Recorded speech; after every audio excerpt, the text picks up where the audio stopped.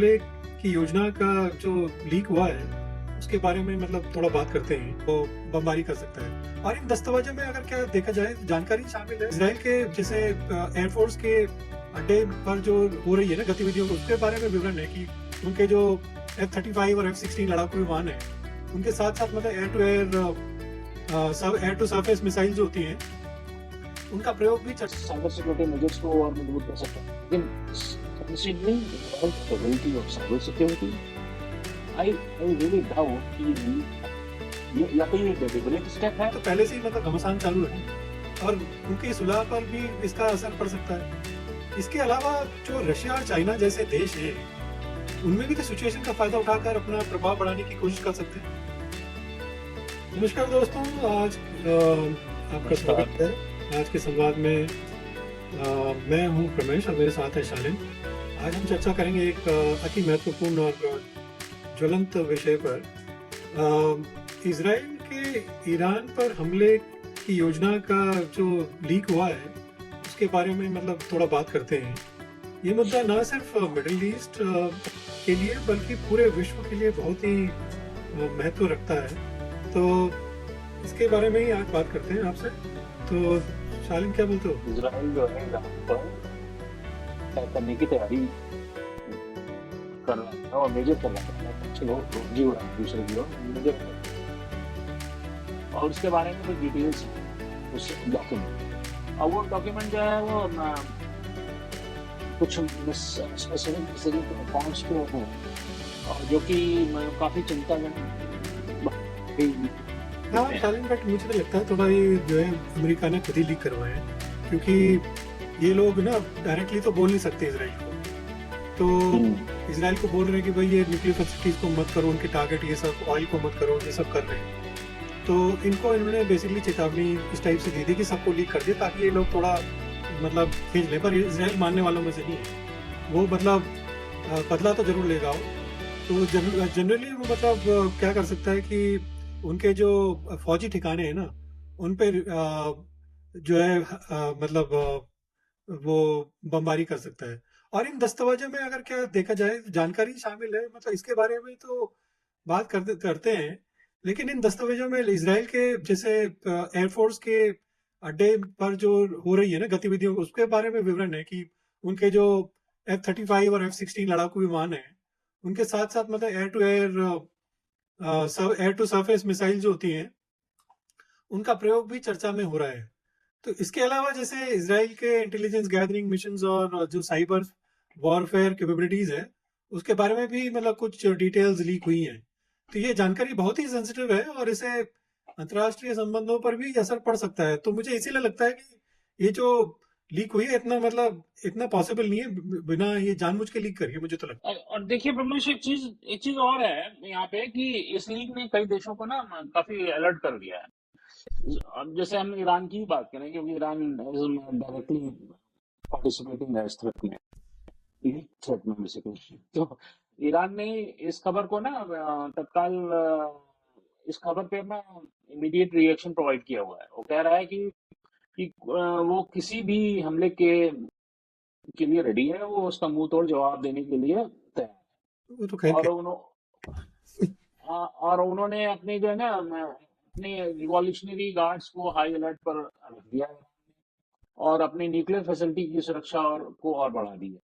ये सिचुएशन जो है बेसिकली मिडिल ईस्ट की अगर आप बात करें तो मिडिल ईस्ट में टेंशन को तो और इंक्रीज कर रही है, जिसका असर जो है कई चीजों पे होता है। ग्लोबल ऑयल प्राइस है, उस पर भी पड़ता है। लेकिन मेरा एक और क्वेश्चन है यहाँ पे कि ये जो लीक हुआ है उसमें ऐसी नई क्या चीज? नई चीज ये है कि उन्होंने मतलब बेसिकली बता दिया ना कि ऐसे मतलब ये जो है सिर्फ एक अटकलें नहीं है, ये लोग एक प्लान्ड अटैक करने वाले हैं।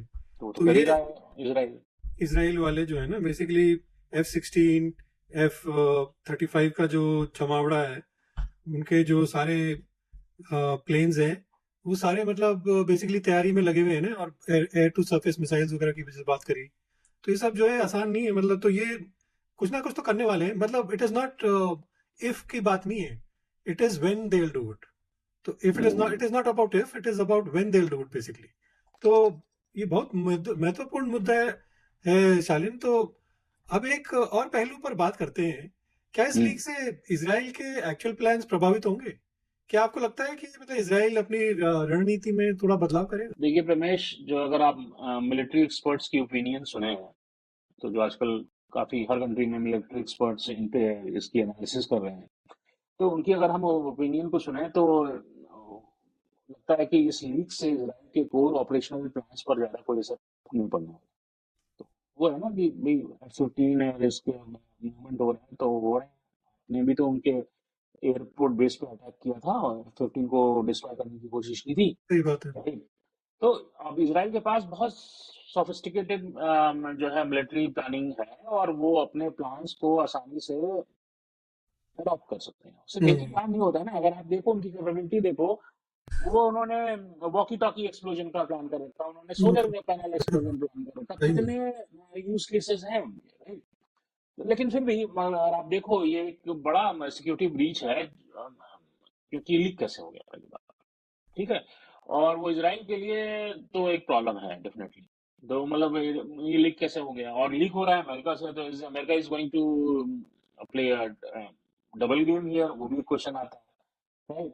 अब इसराइल शायद जो है अपने इंटेलिजेंस शेयरिंग प्रोटोकॉल्स को रिवाइज करेगा, करना भी चाहिए कि अगर ये जेन्युइन लीक है तो और वो अपने साइबर सिक्योरिटी मेजर्स को और मजबूत कर सकता है। लेकिन considering Israel capability of cyber security, I I really doubt कि ये लीक है, ये या तो ये डेलिबरेट स्टेप है। सेलिब्रिटी लग रहा मुझे तो। हाँ, तो वो आगे पता चलेगा लीक के बारे ये बहुत इंटरेस्टिंग पॉइंट है शालीन। मतलब अब एक और महत्वपूर्ण पहलू पर बात करें तो में। अमेरिका की भूमिका क्या है इसमें?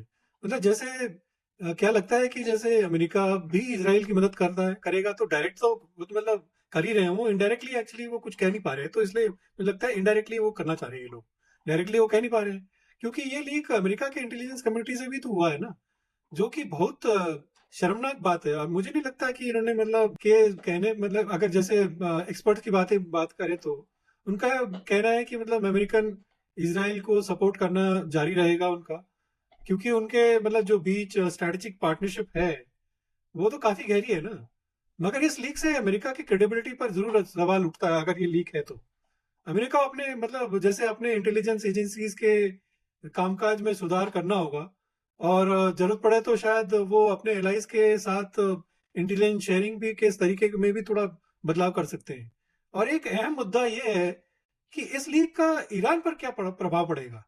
क्या लगता है कि मतलब ईरान की स्थिति का फायदा उठाने की कोशिश करें? देखिए प्रिंस, तो इसको ना मैं एक यूज केस में आंसर करना चाहूंगा आपके क्वेश्चन को, कि ये जेन्युइन लीक है, ठीक है?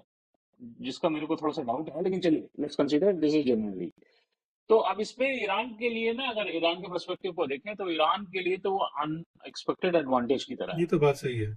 क्योंकि वो इस लीक का जो भी हुआ है, जो थ्रेट है, उसकी डिटेल्स उसके पास हैं, तो उसका इस्तेमाल कर सकता है और अपनी अपनी डिफेंस स्ट्रेटेजी को मजबूत कर सकता है, वेल प्रिपेयर्ड हो सकता है। हम्म? और इसको इसके लिए वो उसको यूज करके वो अपना जो है हमारी इंटरनेशनल कम्युनिटी जो होती है, उसमें इसराइल के खिलाफ अपने सेंटिमेंट्स को दिखाते हुए और थोड़ा सा कुछ ब्राउनी पॉइंट्स गेन कर सकता है। और ईरान शायद इस मौके का फायदा उठाकर अपने न्यूक्लियर प्रोग्राम को और तेजी से आगे भी बढ़ा सकता है, अगर सर्वाइव करा उसका न्यूक्लियर प्रोग्राम इस कंडीशन में आ रही है। ओके, तो अब ये खबर की ना, उसने अपनी सुरक्षा के लिए ऐसा करना पड़ेगा, वो ये इस तरह करके वो कर सकता है भाई। अगर वो अपनी न्यूक्लियर स्ट्रेटजी को स्ट्रेंथन करेगा, तो क्या लॉजिक देगा? वो कहेगा भैया हम अटैक होने वाला है, हमको अपने सेल्फ डिफेंस के लिए करना, which is very good logic. अब लेकिन ईरान को भी जो है ना थोड़ा सा अलर्ट रहने की जरूरत है, क्योंकि अ, इससे उसके न्यूक्लियर प्रोग्राम पर ज्यादा मतलब फोकस इसराइल का आएगा, और Israel will be kind of indirectly forced to attack on their nuclear premises. तो ये दोनों एस्पेक्ट है। बट अगेन मैं परमेश ये कह रहा हूँ कि my thought process is on that use case that this is a genuinely. मतलब ये इंटरेस्टिंग ऑब्जर्वेशन तो है। खैर अब एक और महत्वपूर्ण मुद्दे पे बात करते हैं शलिन की, हम्म इस लीग का ग्लोबल पॉलिटिक्स जियो पॉलिटिक्स पर क्या असर पड़ेगा? क्या इससे मिडिल ईस्ट में पावर डायनेमिक्स बदल सकते हैं? हम्म ये एक बहुत ही मतलब इम्पोर्टेंट सवाल है उस हिसाब से, कि इस लीग से मिडिल ईस्ट पे पावर डायनेमिक्स पे जरूर मतलब क्या प्रभाव पड़ेगा? मुझे लगता है जरूर प्रभाव पड़ेगा। सऊदी अरेबिया और ईरान के बीच में तो पहले से ही मतलब घमासान चालू है ना, और उनकी सुलह पर भी इसका असर पड़ सकता है। इसके अलावा जो रशिया और चाइना जैसे देश हैं, उनमें भी तो सिचुएशन का फायदा उठाकर अपना प्रभाव बढ़ाने की कोशिश कर सकते हैं, क्योंकि यूरोपियन यूनियन को भी इस सिचुएशन से निपटने के लिए अपनी स्ट्रैटेजी बनानी होगी। और फिर क्योंकि मिडिल ईस्ट में कोई भी बड़ा कॉन्फ्लिक्ट यूरोप के लिए अच्छा नहीं है, ये मतलब एक बहुत चिंता का विषय है उनके लिए। अब एक आखिरी सवाल है, इस लीग का अमेरिका इजराइल के रिश्तों पर क्या असर पड़ेगा? मतलब क्या ये उनके बीच में विश्वास को कमजोर करेगा? देखिए प्रवेश, अब यहाँ पे ना जितने भी क्वेश्चंस जो आपके दिमाग में आ रहे हैं which you are expressing here, वो उसके बहुत सारे आंसर पता नहीं है मेरे को, लेकिन चलिए वन बाय वन जाते हैं। अब ये लीग का ना इन देशों पे, दोनों देश की बात करें, ईरान और इजराइल की, तो इनमें इनके बीच की जो कॉन्फिडेंस है, विश्वास है, उसको इम्पैक्ट करेगा, उसमें क्या नहीं है। और जब अब इसराइल शायद अब अमेरिका के साथ कुछ सेंसिटिव जानकारी शेयर करने में संकोच करेगा, क्योंकि इसराइल और अमेरिका तो they have a great time. और अगेन मैं यूज कर रहा हूँ कि जेन्युइन लीक है ये वाला यूज केस। तो जो भी अगर इसराइल और अमेरिका एक दूसरे से जो कुछ उस एरियाज मिडिल ईस्ट से रिलेटेड कुछ इंफॉर्मेशन शेयर कर देते थे, Israel already burn his hand, right? तो वो तो बहुत ही सावधानी से काम करेगा। अब इंटेलिजेंस शेयरिंग और जॉइंट मिलिट्री एक्सरसाइज पर भी इसका असर पड़ेगा, डेफिनेटली पड़ेगा। और लेकिन दोनों देशों के बीच जो है रिश्ते में इतने मजबूत और गहरे हैं कि I am talking about Israel and America, इनके बीच कटाई इतना स्ट्रांग है कि इससे ना उनकी रिलेशनशिप कोई डिस्ट्रॉय नहीं हो रही है। तो वो ये ट्रांजैक्शनल इम्पैक्ट है, वो I think I am pretty confident they can heal it. और जो हाँ, मतलब ये बात है कि कुछ समय के लिए जरूर थोड़ा सा टेंशन रहेगी इन दोनों के बीच में। और फिर दोनों कंट्रीज को मिलकर इस सिचुएशन से उभरने के लिए जो है कुछ काम करना पड़ेगा, क्योंकि देखिए अमेरिका को इजराइल की बहुत ज्यादा जरूरत है मिडिल ईस्ट में अपने कमांडिंग पोजीशन को। इसराइल को भी जरूरत है ना, उसको तो ज्यादा जरूरत इजराइल को जरूरत है सर्वाइव करने के लिए। है। हाँ। तो ये मतलब ये सब क्वेश्चंस हैं, जेन्युइन है, बट क्या है कि ये ना मेरे को लगता है ये बहुत वेल प्लान स्क्रिप्ट है रमेश। सो मुझे देखिए लगता आगे है ऐसा जेन्युइन, हाँ भाई, मेरे कहने का मतलब था कि ये कभी कभी होता है ना मिस मतलब जेन्युइन लीग उस हिसाब से वो होता है ना कि मतलब लोगों ने अपने आप किया हो उस हिसाब से। हाँ तो ये जेन्युइन हाँ लीग नहीं लगता मुझे, ये जेन्युइन मेरे को नहीं लगता है है कि वो तो। मतलब हाँ, अमेरिका ने करवाया है। हाँ, कहना कि ये आप ये जान सोचो ये मतलब कि बेसिकली ईरान, इसराइल को थोड़ा पीछे करने के लिए मुझे लगता है।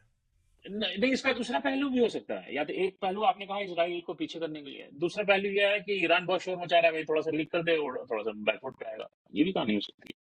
हाँ, कुछ भी कह नहीं सकते जियो पॉलिटिक्स में क्या चलता है। खैर, हाँ उम्मीद है कि हमारे श्रोताओं को ये जानकारी उपयोगी और रोचक लगी हो। लेकिन एक आखिरी बात, क्या इस लीग के बाद भी इसराइल ईरान पर हमला करेगा? इसराइल के लिए ईरान का मतलब जो न्यूक्लियर प्रोग्राम है एक बड़ा खतरा है, और वो उसे रोकने के लिए हर संभव प्रयास करेगा मतलब। तो लेकिन इस लीग के बाद इसराइल के अपने प्लान्स पर फिर से विचार करना होगा, ये तो मुझे नहीं लगता। वो करेंगे तो जरूर है, और they will just double down on it. तो वो शायद अपने साइबर अटैक्स और कोवर्ट ऑपरेशंस पर ज्यादा ध्यान दे सकते हैं, डायरेक्ट मिलिट्री एक्शंस पे के बजाय मतलब वो थोड़ा कोवर्ट ऑपरेशंस करें शायद।